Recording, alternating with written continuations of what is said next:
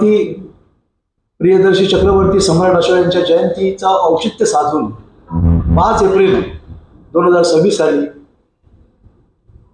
गडकर रंगायतन ठाणे येथे हा धम्म परिषदेचा सोहळा संपन्न होणार आहे। आज या परिषदेस संबोधित करण्यासाठी या परिषदेचे मुख्य आयोजक निमंत्रक रत्नप्रिय थेरो, उपस्थित राजरत्नप्रिय थेरो आणि राहुल लोंढे हे आपणाला संबोधित करतील। या धम्म परिषदेचे सविस्तर रत्नप्रिय थेरो हे करतील अशी मी विनंती करून त्यांनी या परिषदेचं थोडासा चेंज होतोय की ह्या कार्यक्रमाचं विशेष नियोजन आयोजन आमचे सहकारी राहुल लोंढे हे आपणासमोर व्यक्त होतील। नमस्कार।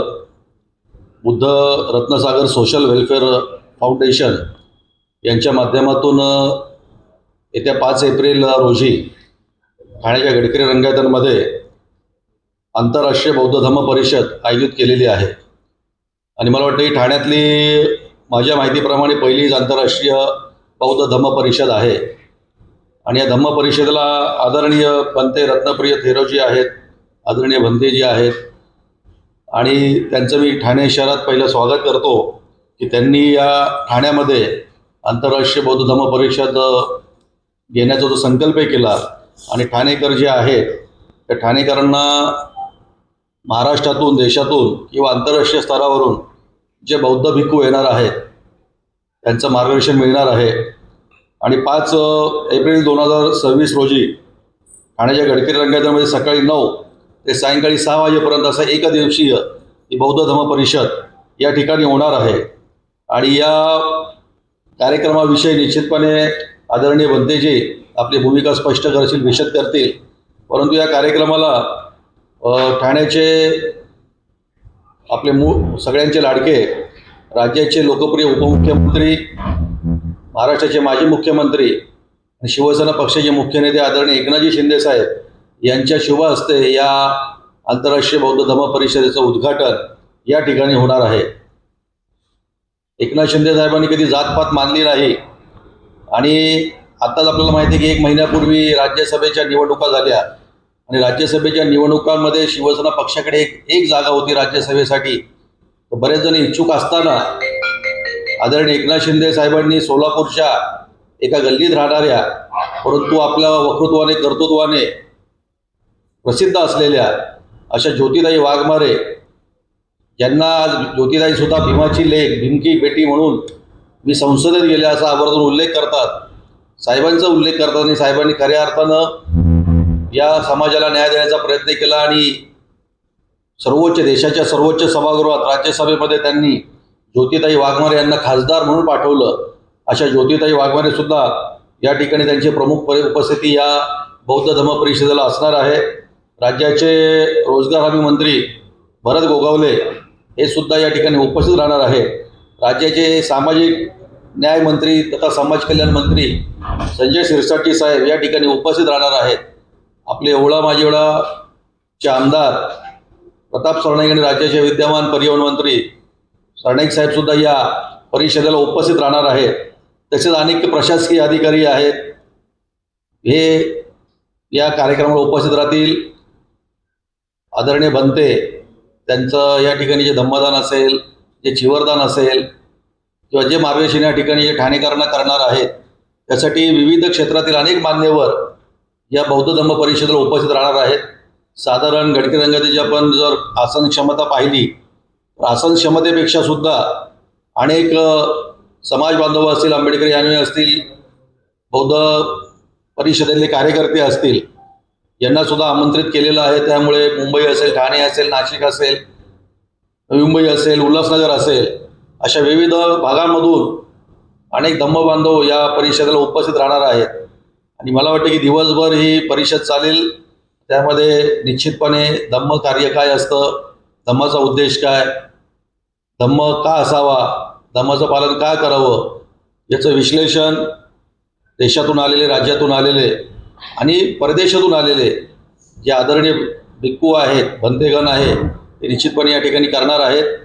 परंतु आदरणीय भंते यांनी मला या धम्म परिषदेचं एक धम्मसेवक म्हणून त्यांनी मला या ठिकाणी तो मान दिला, या पत्रकार परिषद उपस्थिताचा मान दिला आणि सेवा करण्याचा जो मान दिला त्याबद्दल मी त्यांच्या मनापासून आभार या ठिकाणी व्यक्त करतो. आणि ठाणेकरांना नम्र आवाहन करतो, ठाणे जिल्ह्यातील असेल, मुंबईतील असेल, की ठाणे शहरामध्ये पहिल्यांदाच आंतरराष्ट्रीय बौद्ध धम्म परिषद होत आहे. निश्चितपणे भंते असतील, कोण कोण भंते असणार आहेत, काय दिवसभर कार्यक्रम असणार आहे याची माहिती आदरणीय रत्नप्रिय जे देतीलच, थेरोजी देतीलच. परंतु एक ठाणेकर नागरिक म्हणून आणि या कार्यक्रमाचा एक धम्मसेवक म्हणून मी संपूर्ण ठाणेकर नागरिकांना आवाहन करतो की धम्म हा एका जातीपुरता, एका धर्मापुरता मर्यादित नाही आहे. तर धम्माचं आचरण आज आपण पाहतो की इगतपुरीला विपश्यना सेंटर आहे. पहिला असं लोकांचा समज होता की विपश्यना सेंटर म्हणजे फक्त बौद्ध लोकांचं, पण आज देशातून, विदेशातून, राज्यातून विविध धर्माचे, जातीचे लोक आज तिथे ध्यान साधना करायला जातात, मेडिटेशन करायला जातात. त्यामुळे ही धम्म परिषदसुद्धा, बौद्ध परिषदसुद्धा एक वेगळ्या प्रकारची असेल. यातून निश्चितपणे ठाणेकरांना जे बौद्धिक ज्ञान मिळणार आहे ते त्यांनी घ्यावं असं नम्र आवाहन या ठिकाणी करतो, आग्रहाचं निमंत्रण देतो. आणि आदरणीय या आंतरराष्ट्रीय बौद्ध धम्म परिषदेचे आयोजक बुद्धरत्न सागर सोशल वेलफेअर फाउंडेशनचे सर्व भंते रत्नप्रिय थेरोजी यांना विनंती करतो की त्यांनी आपल्याला संबोधित करावं. माझ्या अगोदर भंते डॉक्टर राजरत्न हे आपल्याला बोलतील, मी आता त्यांना विनंती करतो. आदरणीय पत्रकार बंधूंनो, बुद्धसागर सोशल वेलफेअर फाउंडेशन द्वारा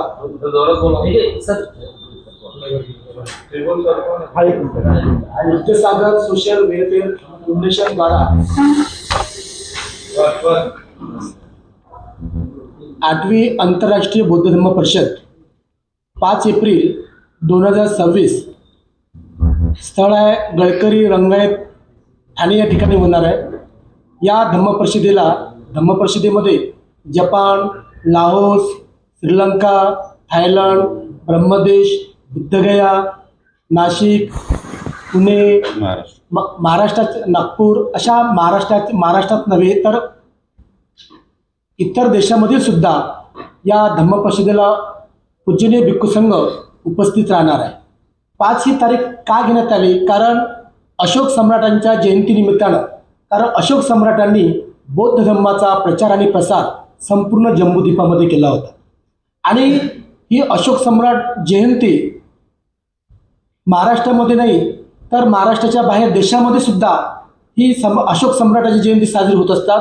कारण धम्माचा, बाहेर देशामध्ये धम्माचा प्रसार आणि प्रचार करण्याचा जर मेन उद्देश जर कोणाचा असेल तर तो म्हणजे अशोक सम्राटांचा होता. आणि म्हणून त्या निमित्तानं ही आंतरराष्ट्रीय बौद्ध धम्म परिषद, या आंतरराष्ट्रीय बौद्ध धम्म परिषदेचं आयोजन पूज्य भदंत रत्नप्रिय महाथेरो यांनी केलेलं आहे. आणि ही धम्म परिषद, या धम्म परिषदेचा लाभ सामान्य जनतेला व्हावा या उद्देशाने ठाणे या शहरामध्ये या धम्म परिषदेचं नियोजन करण्यासाठी त्यांनी ठरवलेलं आहे. आणि याचा लाभ संपूर्ण शहरामध्ये, मुंबई असो की पनवेल असो, नाशिक असो, या ठिकाणावरील सुद्धा बौद्ध उपासक, बौद्ध अनुयायी या ठिकाणी उपस्थित राहणार आहे. तेव्हा आपण सर्व पत्रकार बंधूंनो विनंती करतो की ही बातमी सामान्य जनतेपर्यंत पोहोचावी ही आपल्याला नम्र विनंती करतो. आणि इथेच थांबतो. नमो बुद्धाय, जय भीम, जय प्रबुद्ध भारत. यानंतर मुंबई प्रदेश भिक्खू संघाचे अध्यक्ष भदंत शांतिरत्नजी महाथेरो हे या ठिकाणी बोलतील. चिरं तिष्ठन्तु सद्धम्मो लोको हन्तु सुखी सदा, असं तथागत भगवान गौतम बुद्धाने आपल्या उपदेशामध्ये म्हटलेलं आहे.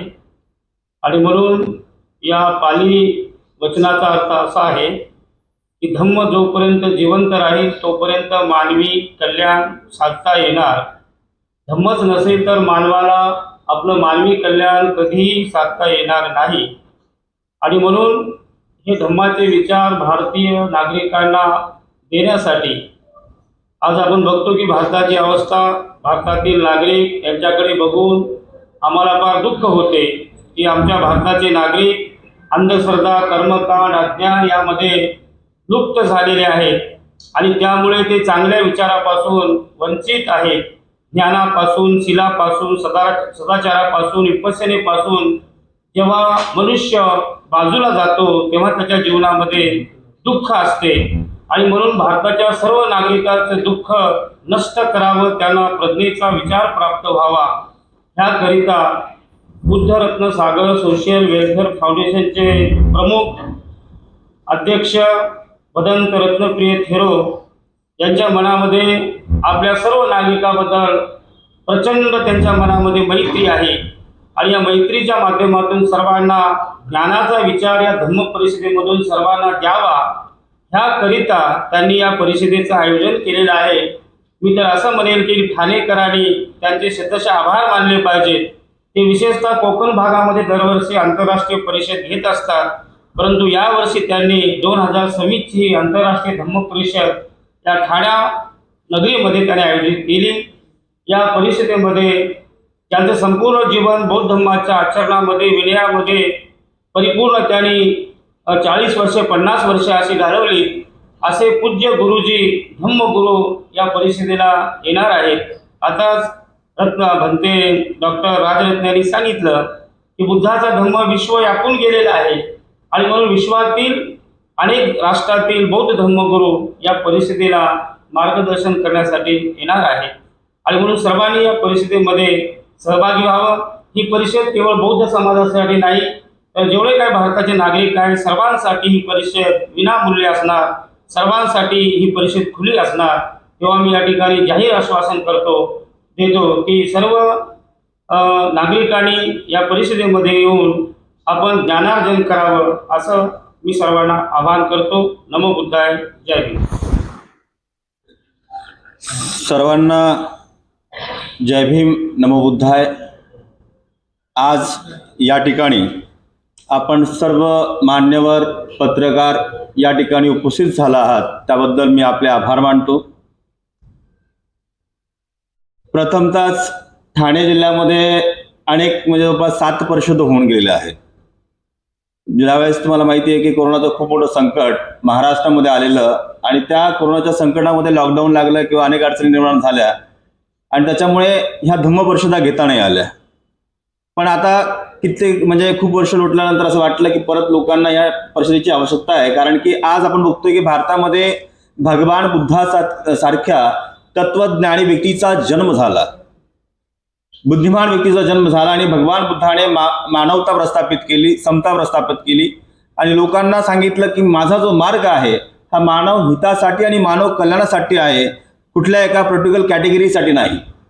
मग बुद्धाने मानवता प्रस्थापित केलेली आहे. त्या मानवतेला प्रस्थापित करण्यासाठी भिक्खू संघाच्या माध्यमातून आम्ही प्रत्येक लोकांना संदेश देत आहोत की आपण हे समता, स्वातंत्र्य, बंधुत्व जे बाबासाहेबांना आधारित धम्म स्वीकारलेला आहे त्या विचार प्रणालीला स्वीकारून आपलं जीवन आपण जगलं पाहिजे.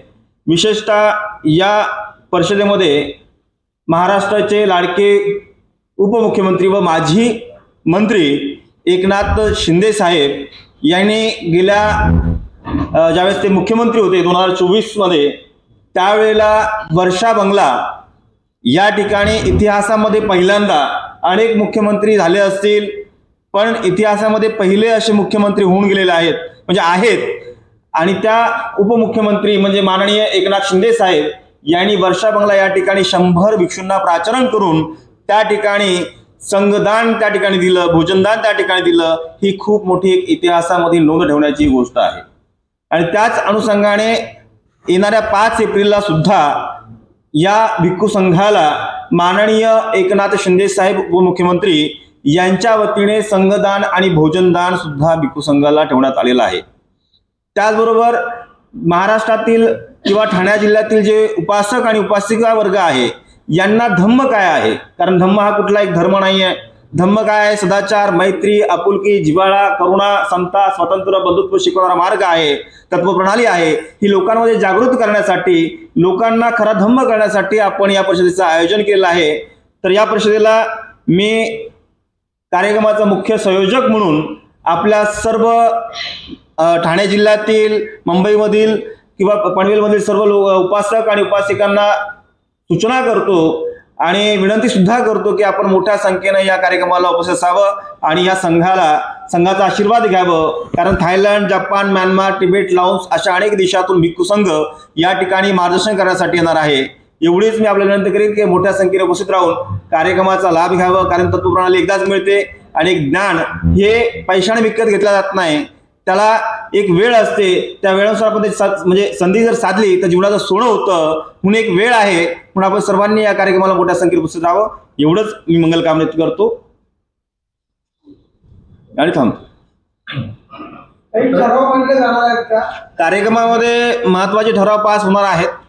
त्या ठराव जे आहेत ते कार्यक्रमाच्या दिवशीच, म्हणजे आम्ही आता ठराव तयार करत आहोत. खास करून बुद्धगया महाबोधी बुद्ध विहार जे आहे ते विहार आपल्या बौद्धांच्या ताब्यात मिळावं, कारण आपण बघतो की हिंदू धर्मातील देऊळ जे मंदिरं आहेत ते हिंदूच्या ताब्यात आहे, चर्च आहे ख्रिश्चनच्या ताब्यात आहेत, किंवा अशा अनेक तीर्थस्थळ आहेत ते प्रत्येक धर्मातील व्यक्तीच्या ताब्यात आहेत. मग बौद्ध धर्मातील जे म्हणजे बुद्धगया महाबोधी विहार जे आहे ते बौद्धाच्या ताब्यात काय नसावं याचे सुद्धा ठराव महत्वपूर्ण त्या ठिकाणी होणार आहे. ओके.